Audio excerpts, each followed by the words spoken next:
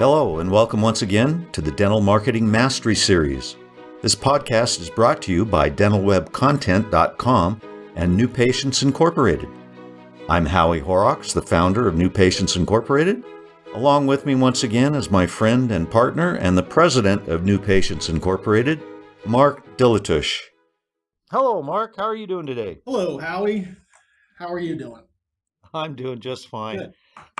Hey, regarding today's topic, I'm thinking, I remember back a couple years ago, we did a talk at Dental Town, and you got on the subject of recare and how this kind of messes up practices right and left.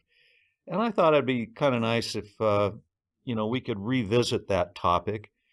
And because I think it's important, a lot of practices do it wrong, as it turns out. And I think everybody would benefit from hearing your views on that. What do you think? Well, I think everybody would benefit from buying me 3 or 4 drinks, then hearing me talk. Okay, pretend like I just brought you those Okay, all drinks. right. So You're unplugged now. okay, I'm unplugged. All right. This is another topic that man, I can't tell you. Well, let me and it's not like you don't know this, Howie. I know you have run into dentists who have called us and said, "Hey, I want to market my practice because my hygiene is slow." Yeah. Right? How many times have we heard that? Like 37 dozen times, right? Yep. Okay, and we've heard from the dentist, we keep getting missed appointments. So I want to market and I need whatever, 150 new patients a month, in a single doctor practice. That's been around Right. for 20 years. How many times have we heard that story? Yeah, I can hear their back door swinging wide open now. Exactly. So this isn't like, this isn't Mark's pet peeve. This is anyone who studied the business analytics in dentistry for years pet peeve. It has to be. To me, it's like a moral obligation to share the insanity that has been plaguing dentistry. Um, and sometimes I think I feel a little bit reserved, which is hard to believe, but sometimes I feel reserved to really speak out about it because,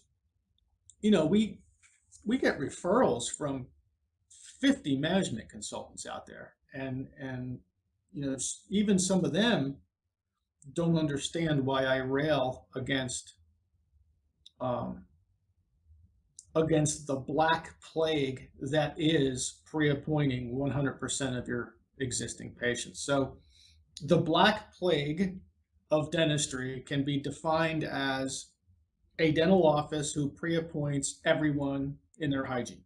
When I say everyone, let's say anything over 90%. Just using math, just plain simple arithmetic will tell you that if you continue to pre-appoint 100% of your hygiene, your recare visits, as the practice is growing, just math will tell you that your schedule is going to get booked out because you don't have the capacity now, you don't have the hygienist or the hours now to perform the work on this fantasy that you're building out into the future. Now, before I go too much further, I will tell you why dental offices love to pre-appoint 100% of their patients 6 months in advance. The reason dental practices love to do it is because it's easy. That's the only reason anyone with any business background in any business would ever reserve 100% of their time out into the future based on a fantasy, because it's easy. So hopefully we have some followers now on our podcast, and hopefully they've gotten to know me. And maybe out of 100 people listening to this, what do you think, Howie? You think 10 or 20 of them are wincing right now? Yeah. Okay, so here's the basic math behind it. Let's say you have 2,000, I'm going to call them active patients. And 2,000 active patients come in twice a year for recare, once every 6 months. So let's just go into fantasy here for a little while. Let's say your dental practice in the history of dentistry has the best true recare compliance on the planet, in the universe. Nobody's better than you. So your true compliance is 70%. Now, when I say true compliance, what that means is that the patient pre-scheduled and they actually came in on exactly the day at exactly the time that they pre-scheduled 6 months ago. That's what true compliance is. Okay. So let's say that you actually own that dental practice that has the best performance in the galaxy. You have 2,000 hygiene patients. They need 4,000 appointments for the year. So, okay, so that's 70% are compliant. But what about the other 30? What's 30% of 2,000? 30% of 2,000 is, what is that, 600? And if they're coming in twice during the year, it's not really 600, it's more like 1,200. Okay. So you have now remember, this is if you have the best dental practice in the entire galaxy, which nobody on this call, nobody listening to this podcast has. Okay. But let's just pretend.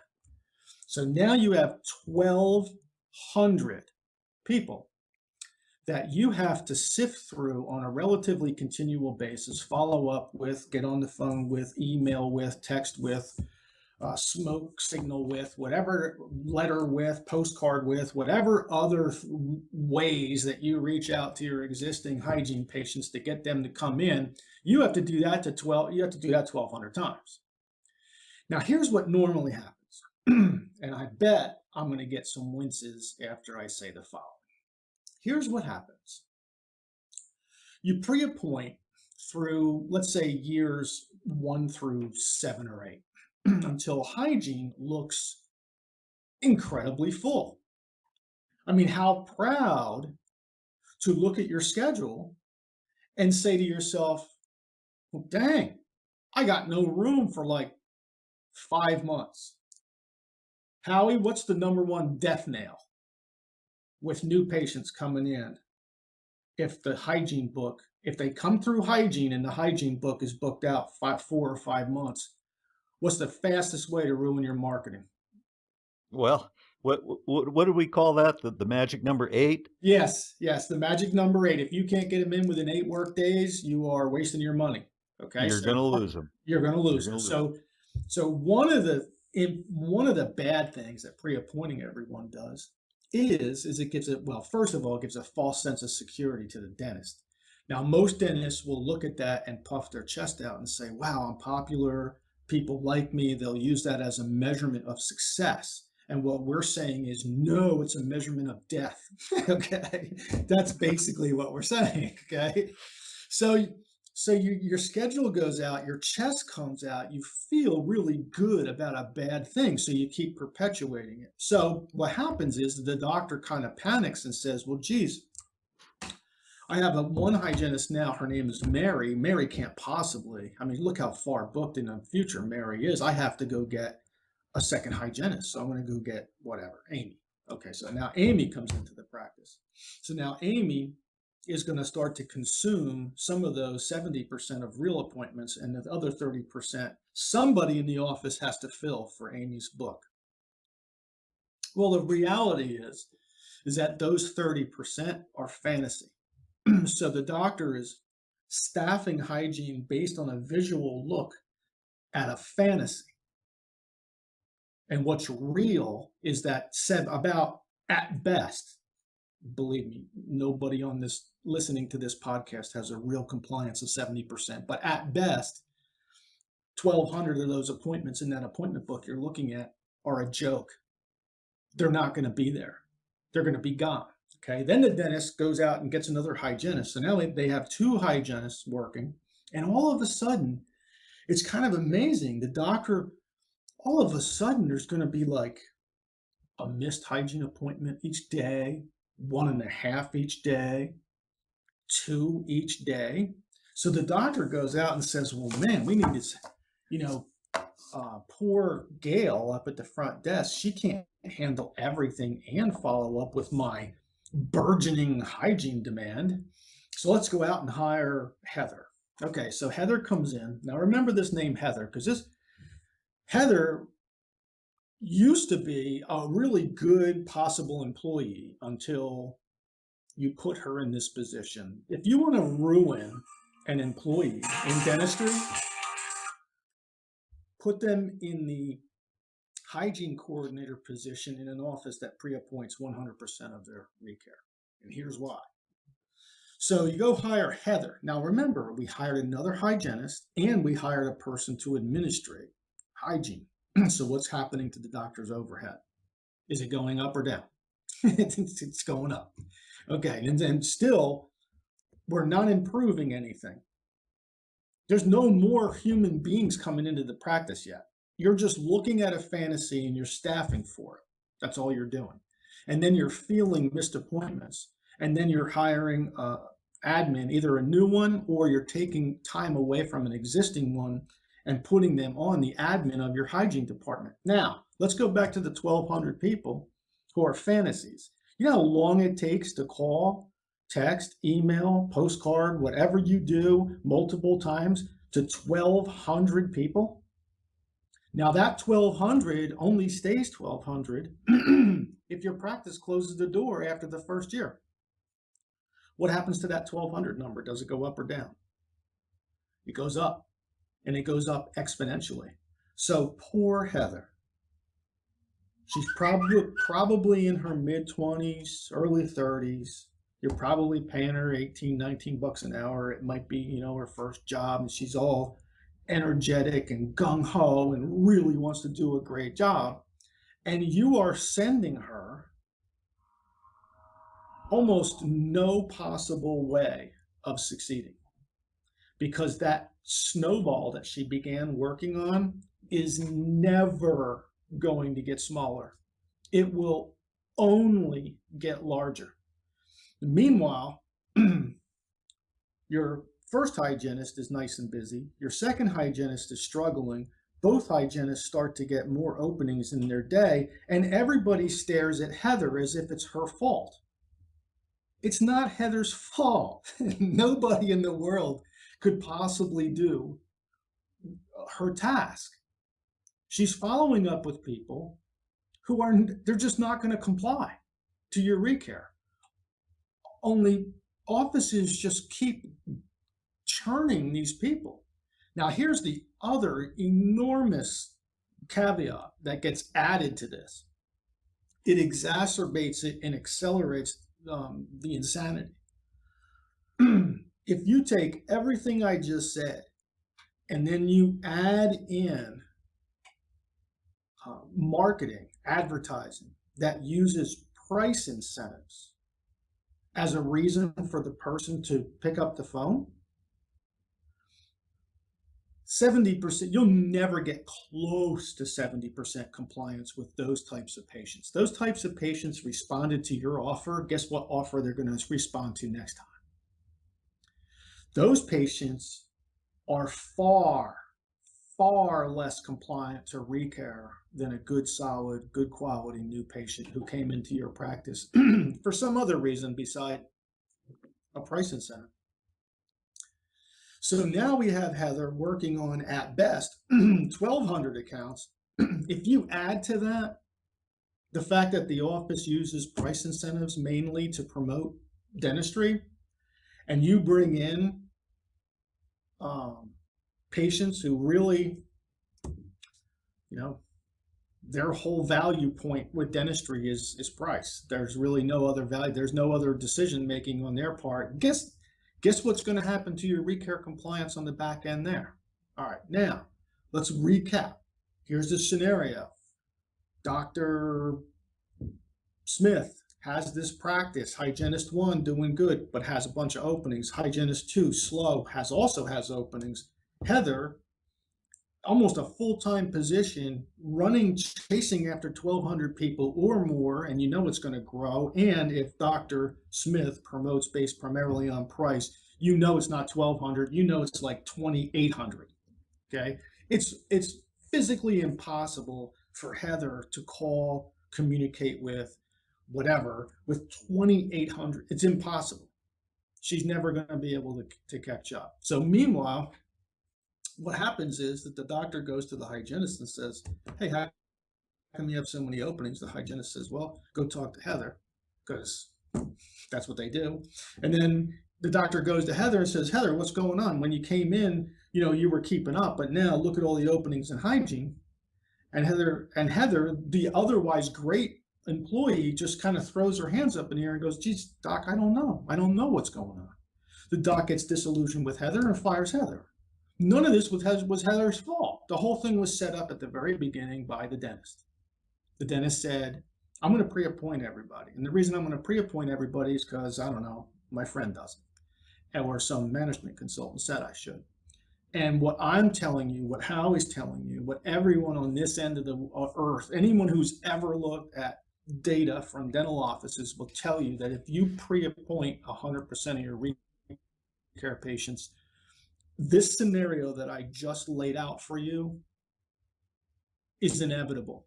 You will not be the first person to skip it. You know, Mark, won't. It seems just correct, right? I mean, the patient is leaving. Of course, you want to get their name in the book. Yeah, I think that dentists think that commits them, and so they feel good about that commitment for future income. But of course, it doesn't commit anybody, No, does it?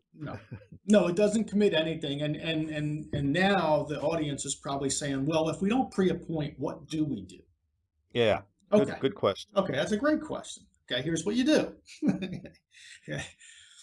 You reward your great patients and you let them pre-appoint and you make it a perk. Because Mrs. Jones, I see that you made this appointment and you kept it on the day and time that you originally made it. So, you know what we're going to do this time? We're going to let you go out 6 months from now and select the best day and time for you to schedule the next appointment. Those are your A patients. Of course, you pre-appoint those. But anyone who disappoints off and comes out of the A category goes into the B category. You don't pre-appoint Bs. They just rescheduled. Why would you pre? Look at it this way. If you were an airline and I booked a seat on one of your flights and I called you an hour before the flight and said, oh, dude, I can't make it. Would you automatically just take another seat on a different flight? For me, would you just take my money and just or my need for a flight and just automatically apply it to a different flight if you were an airline? Of course you wouldn't. And there's a real good business reason why. Because I just disappointed. Okay. What you should do is take my money. That's what you should do. Okay. But no, here's what you do. A patients, absolutely pre-appoint all of them. B patients, you have to go back to doing what you were doing before. Mary, I see that we had to reschedule you this time. That's fine. I know things happen. Life gets busy. Here's what we're going to do. About 3 weeks before you're due for your next exam and cleaning and professional teeth cleaning, here's what we're going to do. We're going to send you a postcard and we're going to send you a text. It's going to come from Heather. And when you get those, give us a call and let us know the best day and time for you, and we'll see if we have any openings for you. Okay, that's what you do with your B patients. Now, Your B patients are either going to be, they're either going to move back to A. In other words, if they actually keep their next appointment when they scheduled it, at that appointment, the hygienist can go, oh, look, I see you made your appointment. You kept it at the original time. That means I can have you reserve your best day and your best time at your convenience 6 months from now. You make them an A patient again. But if that B patient makes an appointment and then breaks it and reschedules it, they go down to C. C is, we're going to send you a card, and if you're available, give us a call. And when they call, they're not offered, you're not going to offer a C patient the 6 p.m. hygiene appointment on a Tuesday. You're just not. You're going to offer them the 3 p.m. on a weekday. Some appointment that's really difficult for you to fill, but your A and B patients are going to get those premium slots. Okay, now, here's what's going to happen. If you do it that way and you only pre-appoint your A's, you're really only going to pre-appoint about 35-40% of your patient base. And I know that's going to make you feel bad temporarily, but what it's going to do is it's going to give you a really good look at an accurate schedule. Your schedule is now real. It's not a fantasy. So you can hire producers, hygienists, based on reality, not a fantasy. You can hire a hygiene coordinator based on reality and not a fantasy. And what'll happen, here's what ultimately what happens, is the doctor's overhead goes down because obviously they're not paying for too many hygienists to fill the actual time. And the administrative overhead actually goes down because a lot of those functions with the B and C patients are automated.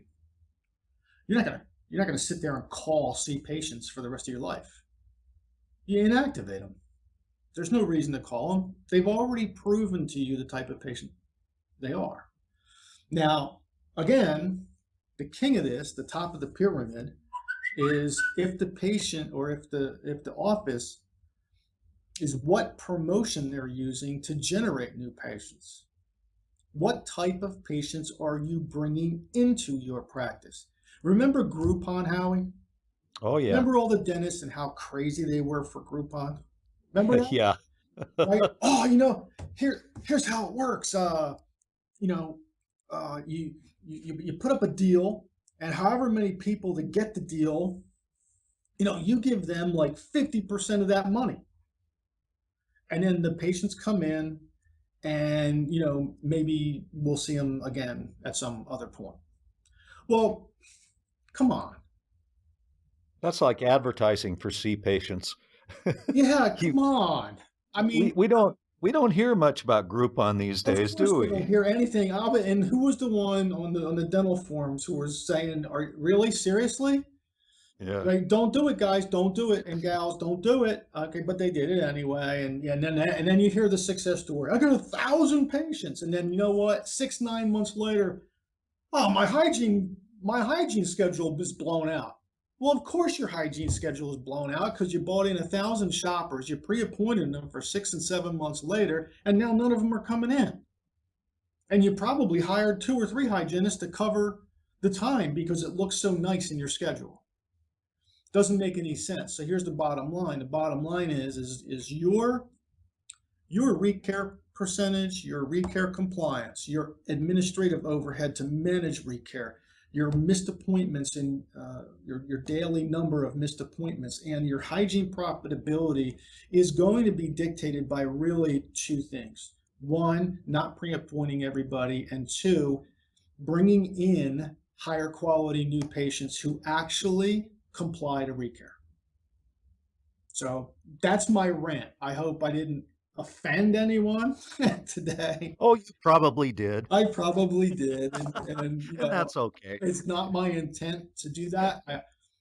I I don't I don't communicate this from an angle. Like I'm not there's not enough money in the world for anyone to pay me to consult as a dental consultant anymore. Okay, so I don't have an angle. So I give you this information and say, people, look at what you're doing to yourselves. It's not even somebody else doing it to you. Okay, you're doing it to yourselves. And there's nothing I hate worse than avoidable stupidity. Okay, so it's just insane. It's totally insane. And it's nothing that there's no other, maybe a hairdresser. Like, I don't know. I go and I get my hair cut, and they make me a pseudo appointment, 8 weeks from after I get my hair cut. But they constantly have to follow up with me. Maybe that's another industry that might pre-appoint, but I don't know any other industry that pre-appoints and believes it makes any sense. Right. Well, thank you, Mark. You're welcome. I hope that I was didn't. very I hope I didn't educational. I didn't make any enemies from this. I hope I made some friends. Oh, I don't think so. All right. Anyway, that'll be it for today, my friends, and we'll talk to you again soon. Have fun. We hope you've enjoyed our podcast today. You can find more podcasts on our YouTube channel, on Stitcher, and iTunes. Also on our websites dentalwebcontent.com and New Patients Inc.